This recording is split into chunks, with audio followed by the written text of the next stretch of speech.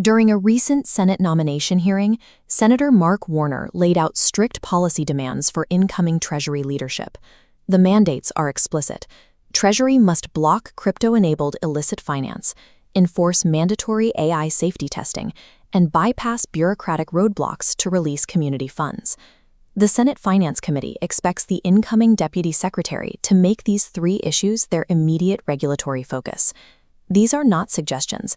They are the exact metrics by which the committee will measure the nominee's performance.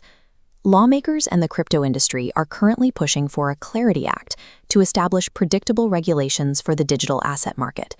But the Department of Justice recently issued technical warnings that the standards proposed by the industry would actually make it easier to fund illicit activities. Senator Warner expressed his frustration with the current regulatory void, stating, "I am tired of being in crypto hell, but we gotta do it in a way that doesn't make this circumstance worse." Any proposed legislation that ignores these specific national security concerns is expected to face immediate resistance and legislative gridlock.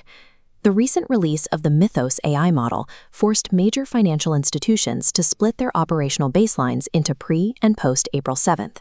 While tech CEOs share models with the government voluntarily, Warner is pushing for a mandatory, federally led pre-release testing regime. The logic is straightforward. Foreign cars are not allowed on U.S. roads without passing safety inspections, and AI models should not deploy without verified safeguards.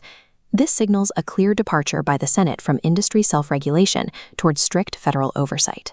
On the domestic front, Congress has appropriated funds for community development financial institutions, but the Office of Management and Budget has stalled the release.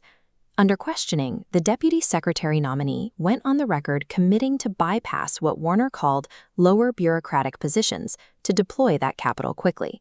With Treasury Secretary Scott Bessent aligned on this issue, an internal executive branch conflict over the disbursement of these funds is highly likely. This public pledge obligates the Treasury to defend congressional spending decisions directly, even if it requires clashing with other executive agencies. The Treasury Department is now positioned as the primary regulatory backstop for digital assets, AI security, and community capital deployment.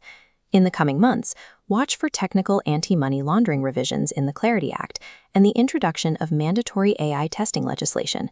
The Senate Finance Committee has set its baseline. The new Treasury leadership must prioritize national security and local capital over unconstrained industry deregulation.